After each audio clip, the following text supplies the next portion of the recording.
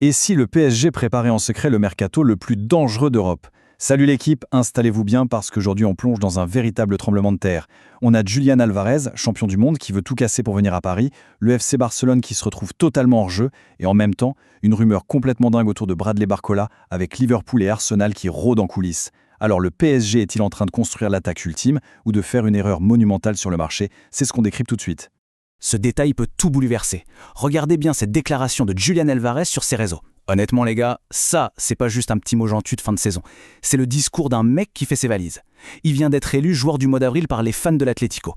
Et au lieu de parler de l'année prochaine, il lâche un bilan super mélancolique. Vous le sentez ce parfum d'adieu? Dites-le moi en commentaire, parce que pour la presse espagnole, il n'y a plus aucun doute. Le terrain est préparé pour un départ explosif. Partie 1. La cible, Julián Alvarez, l'ambition d'un champion du monde. Le contexte est ultra clair. À 26 ans, après avoir tout raflé, il a faim. Il ne veut plus être dans l'ombre, il veut devenir le leader offensif absolu. Et devinez quoi? C'est exactement le système de Luis Enrique au PSG qu'il vise pour exploser cet été. Julián Alvarez est-il meilleur pour le PSG qu'un autre attaquant star? C'est tout l'enjeu du dossier. Partie 2. L'échec du FC Barcelone à cause d'un manque de moyens. Car oui, le PSG n'était pas tout seul au départ. Pendant des mois, le Barça a fait de Julián Alvarez sa priorité absolue pour relancer la machine et faire rêver ses supporters.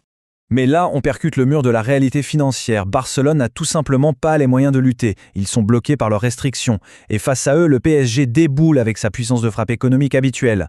Barcelone a-t-il perdu un énorme talent au profit de Paris? Le PSG devient-il plus attractif que le Barça aujourd'hui? C'est un vrai coup dur pour l'ego des Catalans et ça laisse une véritable autoroute au club de la capitale. Et là, tout change. Écoutez bien les mots du journaliste Roberto Gomez. C'est factuel et ça fait mal à Madrid. Il le dit cash, Barcelone n'a pas les moyens. Le PSG, oui. Mais le plus fou arrive juste après. L'équipe qu'Alvarez souhaite rejoindre, c'est le PSG. Boum! Ce n'est pas un choix par défaut pour l'argent, c'est un choix sportif assumé. L'Argentin a dit oui au projet parisien. Barcelone peut-il regretter cette décision? La question est vite répondue. Mais ce n'est pas tout. Il y a une règle d'or dans le foot. On ne donne pas d'armes à son pire ennemi. L'Atlético Madrid refuse catégoriquement de vendre Alvarez à un concurrent direct en Liga.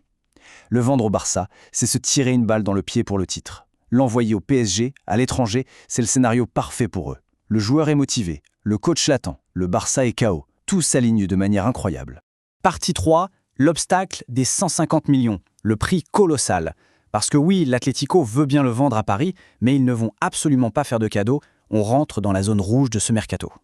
150 millions d'euros, c'est le prix fixé pour libérer la star argentine. C'est complètement vertigineux et c'est là que la tension est à son comble. Parce que pour financer une folie pareille ou faire de la place en attaque, la pression monte. Et devinez quel autre dossier s'enflamme en parallèle? Bradley Barcola. Un vrai obstacle se dressait pour Liverpool, mais Arsenal serait le grand favori en cas de départ de l'ailier français. Le PSG fait-il une erreur monumentale en pouvant laisser partir Barcola dans ce grand chamboulement? Vous prenez Alvarez ou Barcola aujourd'hui dans votre équipe? Le débat est ouvert, lâchez-vous dans les commentaires. Le vrai problème maintenant, comment faire baisser cette facture délirante de 150 millions sans froisser les Madrilènes et sans sacrifier l'avenir du club? La direction parisienne doit trouver une faille immédiate. Partie 4. La stratégie du PSG. Négocier avec des échanges de joueurs.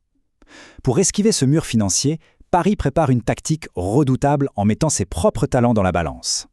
Les noms de Kang In Lee et Gonzalo Ramos circulent déjà avec insistance pour partir à Madrid. Tactiquement, parlons-en. Comment Julián Alvarez pourrait jouer au PSG? Imaginez un peu, dans le système de Luis Enrique, Alvarez apportera une mobilité de dingue, des combinaisons rapides et un pressing totalement étouffant. Il pourrait littéralement devenir le nouveau leader offensif du club. Mais à quel prix? Faut-il sacrifier un pur numéro 9 comme Ramos ou la créativité de Kang In Lee? Le PSG fait-il le bon choix en chamboulant tout son équilibre pour faire venir l'Argentin? Les risques sont massifs pour la saison à venir. On arrive au moment de vérité. Le PSG et l'Atlético jouent une énorme partie d'échecs. Alvarez veut Paris, Barcelone est hors course. Mais cette rançon de 150 millions force des choix radicaux. Vont-ils trouver un accord pour le transfert le plus explosif de l'été? Est-ce que cette opération va faire trembler toute l'Europe ou briser la dynamique parisienne? Le suspense est insoutenable. Et toi, tu fais quoi à la place du PSG?